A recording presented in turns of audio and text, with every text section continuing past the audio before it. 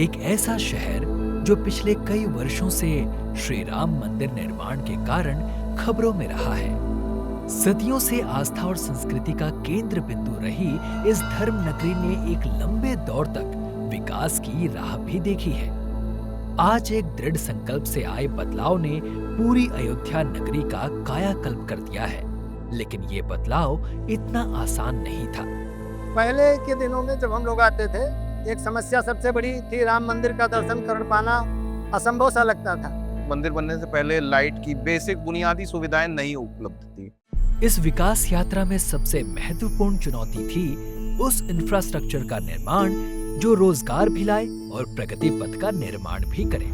इसी दिशा में 80,000 करोड़ से अधिक के निवेश और 250 प्रोजेक्ट्स के साथ अयोध्या का पुनः निर्माण एक नई उम्मीद दे रहा है।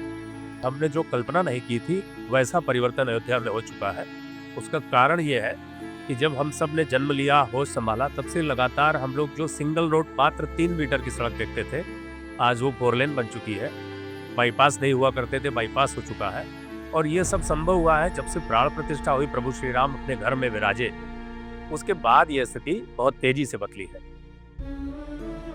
सौंदर्यीकरण तो अयोध्या में आप जिस भी चौराहे से घुसेंगे, चाहे वो चूड़ामणि चौराहा हो, चाहे लता मंगेशकर चौराहा हो, चाहे ऐसे तमाम चौराहे अयोध्या में, जिधर से भी आप एंट्री करेंगे, उससे ये लगता है कि वास्तव में एक धार्मिक नगरी हम जा रहे हैं। अब क्या है, ग्लोबल स्तर पर पूरे इंडिया क्या फॉरेन से भी लोग अयोध्या आते हैं, तो उसका सीधा लाभ यहाँ के व्यापारी को, यहाँ के आम जनमानस को, सबको मिलता है। ट्रेनों का दोहरीकरण होने से जो ट्रेनें लेट होती थी वो टाइम पे चलने लगी। एयरपोर्ट के बारे में तो हम लोग ने देखिए सोचा ही नहीं कि कभी भविष्य में अयोध्या एयरपोर्ट इस तरह से रन करेगा जहाँ पे फ्लाइट उतरेंगी, यहाँ से हम लोग दिल्ली और मुंबई के लिए डायरेक्ट फ्लाइट बेंगलोर के लिए ले सकेंगे।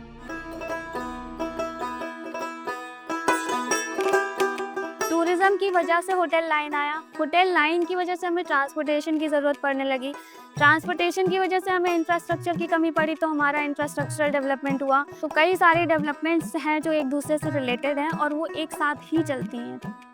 लेकिन नगर निगम क्षेत्र बनने के बाद से साफ सफाई का महापौर द्वारा विशेष ध्यान दिया जाता है। ना कहीं कोई गंदगी ना कुछ है, हर 10 मिनट में झाड़ू लगता है नगर निगम की तरफ से। देखिए, अब बड़े बड़े चौराहों पे सीसीटीवी कैमरे आप देख सकते हैं, जिसकी लगातार मॉनिटरिंग की जाती है। पूरे अयोध्या धाम को सीसीटीवी पे कवर्ड कर लिया गया। समय के साथ भारत में ऊर्जा की मांग भी बढ़ी है। अब अयोध्या अपनी ऊर्जा का 20% हिस्सा सौर ऊर्जा से प्राप्त करता है। ये देश का पहला वैदिक स्मार्ट शहर है, जहां विरासत और तकनीक साथ साथ चलते हैं। 2-3 साल से अयोध्या में सोलर सिटी पे काम चल रहा है। पहली बात तो ये जो स्ट्रीट लाइटें हैं, उसको भी लगभग सब हर गली मोहल्लों में सोलर किया जा रहा है। अयोध्या नगरी आज आधुनिक सभ्यता की पहचान भी बन चुकी है।